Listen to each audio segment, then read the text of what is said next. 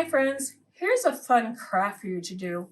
There's a couple of them, but let's start with this one. This is an astronaut, and this is called Watercolor Resist. You're going to use your white crayon, and you're going to trace anywhere on the astronaut, and then you're going to use your watercolors and paint over it. And you'll be surprised wherever you write on here, there'll be magic when you take it off. So you're going to color the white and then watercolor it. And it says cut out, but you don't have to cut out. You can just put your picture on there. Then here is a picture of a circle. What do you think the circle could be in outer space? Do you want it to be a planet? Do you want it to be the moon?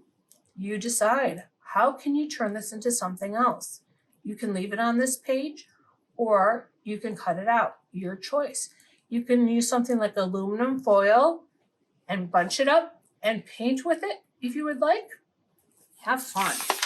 Then we have a star, a twinkle star. You can cut this out. How can you decorate this? If you're going to cut it out, you can get a paper towel roller or a toilet paper roller and glue it on. And then you can do twinkle, twinkle, little star.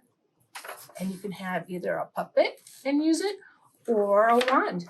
You decide. Bye, friends.